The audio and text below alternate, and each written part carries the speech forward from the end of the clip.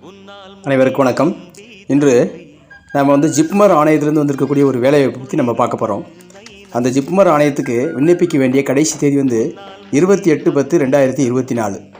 இந்த போஸ்ட்டு இது என்ன போஸ்ட்டுனா சீனியர் ரெசிஸ்டண்ட் அப்படின்ற போஸ்ட்டு. இந்த போஸ்ட்டுக்குரிய சம்பளம் மாத ஊதியமாக 90,000 90,000 ரூபீஸ் அறிவிச்சிருக்காங்க. இந்த வேலைவாய்ப்பு செய்தி நம்ம பார்க்குறதுக்கு முன்னாடி நம்ம சேனலுக்கு நீங்கள் புதியவராக இருந்தால் சப்ஸ்கிரைப் பண்ணிக்கோங்க. சேனலை ஆசிரியமான சேனலை சப்ஸ்கிரைப் பண்ணிக்கிட்டு அடுத்ததாக இந்த வீடியோக்குள்ளே போவாங்க. அதாவது இப்போ இந்த இதில் காலி பணியிடம் மொத்தம் எத்தனை அறிவிச்சிருக்காங்கன்னா 46 காலி பணியிடங்கள் அறிவிச்சிருக்காங்க. இதுக்குரிய கல்வி தகுதி என்னென்னு பார்த்தா MD MS DNP. வயது வரம்பு 45 அறிவிச்சிருக்காங்க. இதுக்கு ஊதிய விவரம் சொல்லியாச்சு. 90,000. விண்ணப்ப கட்டணம் ஓரளவு பார்த்தீங்கன்னா OPC ஜென்ரல் எல்லாத்துக்குமே 500 ரூபா, SC STக்கு 250 ரூபா, மாற்றுத்திறனாளிக்கு விண்ணப்ப கட்டணம் கிடையாது. இதை பற்றி ஃபுல் டீட்டெயிலில் நம்ம பார்ப்போம். அதுக்கு முன்னாடி இந்த போஸ்ட்டு ஒவ்வொன்றுக்கும் என்னென்ன போஸ்ட்டுன்னு சொல்லி நம்ம இப்போ பார்த்துடலாம். ஒவ்வொன்றுக்கும் அதாவது இது வழியாக பிரிச்சுட்டாங்க. எப்படி பிரிச்சுருக்காங்கன்னு பாருங்கள். இப்போ என்ன சொல்லியிருக்காங்கன்னா ஃபஸ்ட்டு அதாவது ஜிப்மர் ஆணையத்தில் அறிவிச்சிருக்கக்கூடிய இந்த போஸ்ட்டில் ஃபஸ்ட்டு போஸ்ட்டு மொத்தம் எத்தனை வகைன்னா 19 வகையான போஸ்ட் அறிவிச்சிருக்காங்க. 19 வகையான போஸ்ட்டு. இதில் 46 போஸ்ட்டு மொத்தம். இதில் அன்ரிசர்வ் கேட்டகரி, அதாவது ஓப்பன் காம்படிஷன் சொல்லுவோம்ல, ஓசின்னு சொல்லுவோம் நம்ம தமிழ்நாட்டில். அந்த போஸ்ட்டுக்கு 21 போஸ்ட் 21. OPC அதர் பேக்வேர்டுக்கு 12 போஸ்ட்டும், SCக்கு 6 போஸ்ட்டும், STக்கு 3 போஸ்ட்டு, EWSக்கு ஒரு 4 போஸ்ட்டு, அதாவது பேக்கலாக்கு முன்னாடி உள்ளது. மொத்தம் சேர்ந்து 46 போஸ்ட்டு. இந்த 46 போஸ்ட்டுக்கு நம்ம எப்படி அப்ளை பண்ணுறது, எப்படி நம்ம இது ரிசர்வேஷன் எப்படி ஃபாலோ பண்ணுறாங்க அப்படின்றையும் பார்த்துடலாம். அதாவது வழக்கமாக ரிசர்வேஷன் எப்படி நம்ம சீனியர் ரெசிஸ்டண்ட் போஸ்ட்டுக்கு எப்படி ரூல்ஸ் இருக்கோ அதை எல்லாத்துக்கும் இருக்கிற மாதிரி தான் இதுக்கும் யூஸ் பண்ணுறாங்களாம். அதே மாதிரி இந்த அட்வர்டைஸ்மெண்ட் நம்பர்லாம் கொடுத்துருக்காங்க. அதுக்கப்புறம் பார்த்தீங்கன்னா இது எதாவது சந்தேகம் வந்தால் நீங்கள் நோட்டிஃபிகேஷன்லாம் தெளிவாக படிச்சுக்கலாம். அதுக்கடுத்து பார்த்தீங்கன்னா medical report NMC MCA recogniser medical report வச்சுக்கணுமா. அதாவது டிகிரி, மெடிக்கலில் டிகிரி வாங்கியிருக்கணும். MD MS DNP இந்த போஸ்ட்டு இந்த கல்வி தகுதி இருந்திருந்தால் இதுக்கு நீங்கள் எலிஜிபிள். ஏஜ் லிமிட் பார்த்தீங்கன்னா 5/11/2024 45 வயசு இருந்திருக்கணும். 5/11 அடுத்த மாதம் நவம்பர் மாதம் 5ஆம் தேதி. அது 45 வயசு இருந்தால் போதுமானது. 45 வயசுக்குள்ளே, நாட் எக்ஸீடிங். ஆமாம், 45 வயசுக்குள்ளே. அப்புறம் சம்பளம் 90,000 ரூபா. இம்பார்ட்டன்ட் நோட்டீஸ் பார்த்தீங்கன்னா 5/11 4/11 இந்த 2 தேதியில் தான் உங்களுக்கு என்னென்னா எஜுகேஷன் குவாலிஃபிகேஷனோட இது கம்ப்ளீட் பண்ணியிருக்கணும். எல்லா சர்டிஃபிகேட்டும் நீங்கள் சொல்கிற தேதி எல்லாமே இந்த 5/11க்குள்ளே முடிச்சிருக்கணும். ஷெட்யூல்டு இன்டர்வியூ எப்போ நடக்குதுன்னா 4/11 மண்டே 4/11, டியூஸ்டே 5/11, திங்கட்கிழமை செவ்வாய்க்கிழமை 2 நாள் நடக்குது. எதுனா இன்டர்வியூ மூலமாக எடுக்க போகிறாங்க. டெஸ்ட்டே கிடையாது. இந்த போஸ்ட்டுக்கு டெஸ்ட்டு எதுவுமே கிடையாது. ஒன்லி இன்டர்வியூ, நேர்காணல் மட்டும்தான். Application fees UR unreserved open competition சொல்லுவோம், OCன்னு சொல்லுவோம் நம்ம தமிழ்நாட்டில். அதுக்கு OPC இவங்க எல்லாத்துக்குமே 500 ரூபா, SC STக்கு 250 ரூபா. மாற்றுத்திறனாளிக்கு எந்த விதமான ஃபீஸும் கிடையாது. அடுத்து மோட் ஆஃப் பேமெண்ட் எல்லாமே ஆன்லைன் தான் நீங்கள் கட்டணும். இதில் ஆஃப்லைனு எதுவுமே கிடையாது. அதே மாதிரி எப்படி பேமெண்ட்டை கட்டணும் அப்படின்னா 2 மெத்தட் கொடுத்துருக்காங்க. ஒன்று ஆன்லைன் SBI.SBI. ஆமாம், இதில் தான் நீங்கள் கட்டணும். ஆன்லைன் பேமெண்ட் SBI ஆன்லைனில் போயிட்டு நீங்கள் அதில் போய் எஜுகேஷனல் இன்ஸ்டிடியூஷன்ஸ் அப்படின்ற கேட்டகரியை நீங்கள் என்ன செய்யணுமா செலக்ட் பண்ணிக்கிட்டு அதுக்குள்ளே போனீங்கன்னா நிறையா இன்ஸ்டிடியூஷன் பேர்லாம் வரும். அதில் ஜிப்மர் நீங்கள் செலக்ட் பண்ணணும். அதுக்குள்ளே போயிட்டு ஜிப்மருக்குள்ளே போயிட்டு பாண்டிச்சேரின்றதை செலக்ட் பண்ணணும். ஜிப்மர் கிளிக் பண்ணிங்கன்னா நிறையா காட்டும். அதில் பாண்டிச்சேரியை செலக்ட் பண்ணிவிட்டு அப்புறம் அதில் போய் ரெசிடெண்ட் ரிக்ரூட்மெண்ட் ஃபீஸ் அப்படின்னு வரும் உள்ள. அதில் போய் தான் நீங்கள் பேமெண்ட்டை கட்டணும். நல்லா பார்த்துக்கோங்க. ஆன்லைன் SBIக்கு போய் அதில் எஜுகேஷன் இன்ஸ்டிடியூஷனுக்கு போகணும். அப்புறம் அதில் செலக்ட் பண்ணோன்னா நிறையா யூனிவர்சிட்டி காலேஜ் பேர்லாம் வரும். அதில் ஜிப்மரை தேர்ந்தெடுக்கணும். ஜிப்மரை தேர்ந்தெடுத்துட்டு அதில் நம்ம டச் பண்ணி உள்ளே போனோம்னா பாண்டிச்சேரி வரும். பாண்டிச்சேரியில் உள்ளே போனோன்னே ரெசிடென்ட் ரிக்ரூட்மெண்ட் ஃபீஸ்னு வரும். அந்த இதை செலக்ட் பண்ணிவிட்டு நீங்கள் அதில் கேட்டகரியோ அந்த கேட்டகரிக்கு தகுந்த ஃபீஸை நீங்கள் கட்டணும். நோட்டிஃபிகேஷன் நம்பரும் கொடுத்துட்றாங்க. Date of month of notification, அதாவது 4/11 நோட்டிஃபிகேஷன் வந்திருக்கு, அதையும் கொடுத்துட்டாங்க. நேம் ஆஃப் அப்ளிகேண்ட், உங்களோட பேர் அதை என்ட்ரி பண்ணிடணும். டேட் ஆஃப் பெர்த் என்ட்ரி பண்ணிடணும். நேம் ஆஃப் த போஸ்ட், என்ன போஸ்ட்டுனா சீனியர் ரெசிடென்சி பிடிஒய்னா பாண்டிச்சேரி, பிடிஒய்னு எழுதிடணும். இது எழுதிடணும். நேம் ஆஃப் த டிபார்ட்மெண்ட்டுக்கு நேரம் அதர்ஸ்னு எழுதிடணும். எஜுகேஷன் குவாலிஃபிகேஷன், நீங்கள் என்ன படிச்சிங்களோ அதை எழுதணும். கேட்டகரி ஆஃப் த அப்ளிகேண்ட், நீங்கள் என்ன கேட்டகரியில் வர்றீங்க, யூஆரில் வர்றீங்களா, அன்ரிசர்வில் வர்றீங்களா, அல்லது ஓபிசியில் வர்றீங்களா, எஸ்சி எஸ்டியாக மாற்றுத்திறனாளியாக புரிஞ்சுக்கோங்க. அடுத்து கான்டாக்ட் நம்பர், உங்களுடைய கான்டாக்ட் ஃபோன் நம்பர் எழுதிக்கணும். இமெயில் கண்டிப்பாக நீங்கள் எழுதிக்கிறணும்.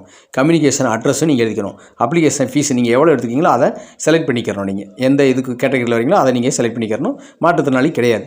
இதே தான், இந்த டீட்டெயில்ஸ் தான். இதை ஃபுல்லாக பேமெண்ட் பண்ணி முடிச்சுட்டு ரிசிப்ட்டையும் எடுத்துக்கிறணும். நீங்கள் பேமெண்ட் பண்ணதுக்கு ரிசிப்ட் வரும் பிரிண்ட் அவுட்டில், அதை நீங்கள் பிரிண்ட் போட்டு எடுத்துக்கிறணும். அடுத்ததாக இதை எப்படி நீங்கள் அப்ளை பண்ணுறதுன்னு பாருங்கள். எப்படி ஆன்லைனில் எல்லாமே அப்ளிகேஷன் எல்லாமே ஆன்லைன் தான். நீங்கள் ஆன்லைனில் எப்படி ஆன்லைன் மோடில் நீங்கள் அப்ளிகேஷன் பண்ணுறது அப்படின்ற பாருங்கள். வந்து கூகுள் ஃபார்ம் ஷீட் கொடுத்துருப்பாங்க, அதில் நீங்கள் அதை கிளிக் பண்ணணும். அதை கிளிக் பண்ண நோட்டிஃபிகேஷன் வந்திருக்கு. நானும் அதை ஃபஸ்ட்டு கமெண்ட்டில் உங்களுக்கு தெரிவிச்சிடுறேன். நோட்டிஃபிகேஷனையும் தெரிவிச்சிடுறேன். அப்புறம் நீங்கள் கூகுள் ஃபார்ம் ஷீட்டையும் நாங்கள் லிங்க் கொடுத்துட்றேன். இந்த லிங்க்கை நீங்கள் கிளிக் பண்ணிவிட்டு நீங்கள் அப்ளை பண்ணிக்கலாம். அது கிளிக் பண்ணாலே நீங்கள் ஆட்டோமேட்டிக்காக அதில் ஓப்பன் ஆயிரும். அதில் ஓப்பன் ஆனவுடனே ஃபஸ்ட்டு என்ன எழுதணும்னா, நம்ம கேண்டிடேட்டோட இமெயில் ஐடி போட்டு அதோட பாஸ்வேர்டு போட்டால் அந்த கூகுள் ஃபார்ம் ஷீட் வந்து ஓப்பன் ஆயிரும். ஓப்பன் ஆனவுடனே டீட்டெயில்ஸ் என்ட்ரி பண்ணணும் எல்லாத்தையுமே. அப்புறம் ஃபீஸ் டிரான்சாக்ஷன் நம்பரு என்ட்ரி பண்ணணும். அதாவது ஃபீஸ் கட்டியிருந்தீங்கன்னா அந்த ஃபீஸோட டிரான்சாக்ஷன் நம்பர் இருக்கும், அதை இங்கே என்ட்ரி பண்ணுற மாதிரி இருக்கும். அப்புறம் நேர்காணல், வீடியோ கான்ஃபரன்ஸ் தான். நீங்கள் அப்ளிகேஷன் போட்டு முடிச்சாச்சுன்னா வீடியோ கான்ஃபரன்ஸில் தான் நேர்காணல் நடக்கும். நீங்கள் நேரடியெல்லாம் கூப்பிட்டு இன்டர்வியூ பண்ண மாட்டாங்க. அதே மாதிரி பார்த்தீங்கன்னா அடுத்தது ஃபோட்டோ, உங்கள் பாஸ்போர்ட் சைஸ் ஃபோட்டோ எடுக்கணும். அந்த ஃபோட்டோ சைஸ் பாருங்கள், 30 mm அகலமும் 45 mm ஹைட்டும் இருக்கணும். இதெல்லாம் ஜேபிஜி ஃபார்மேட்டில் தான் இருக்கணும். அதுக்கடுத்ததாக பார்த்தீங்கன்னா அதோட மொத்த அளவு வந்து பார்த்தீங்கன்னா 20 கேபிலேருந்து 200 கேபிக்குள்ளே தான் இருக்கணும். அதுக்கு மேலே போகக்கூடாது.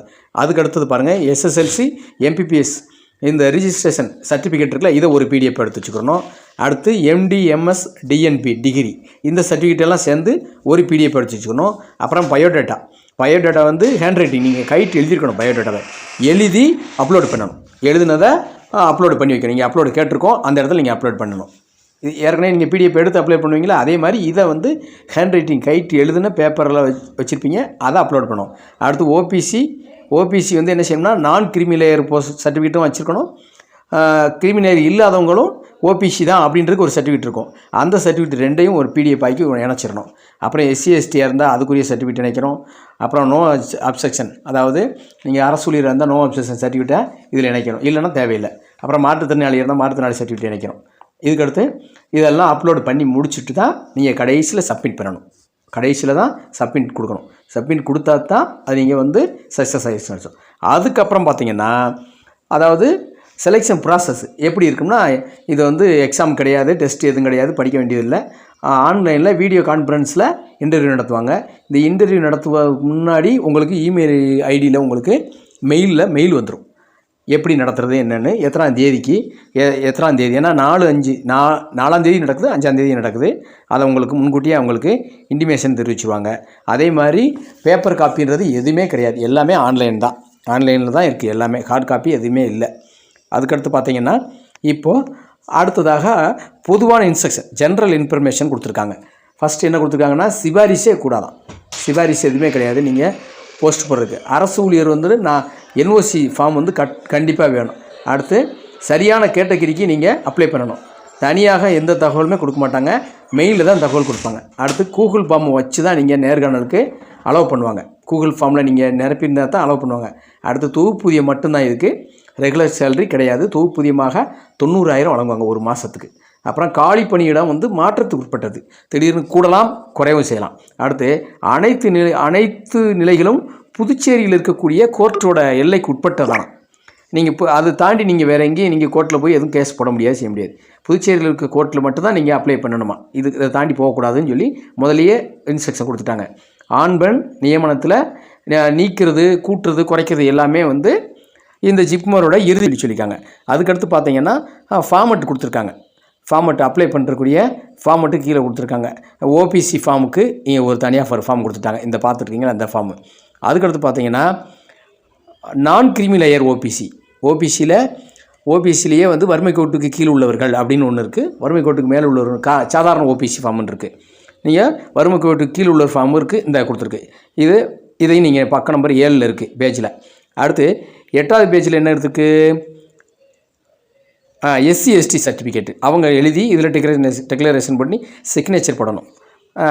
வித் சீல் ஆஃப் ஆஃபீஸர் அட்டஸ்டேஷனும் வாங்கியிருந்துருக்கணும். அதுக்கடுத்து பார்த்தீங்கன்னா இன்கம் அசட் சர்டிஃபிகேட்டு இது யாருக்கு வாங்கணும்னா எக்கனாமிக்கலி வீக்கர் செக்ஷன் அதான் நம்ம பார்த்துருக்கோம். இடபிள்யூஎஸ் அதுக்கு வேக்கண்ட் 4 போஸ்ட் கொடுத்துருக்காங்கல்ல, அந்த 4 போஸ்ட்டில் அப்ளை பண்ணுறவங்களுக்கு, அதாவது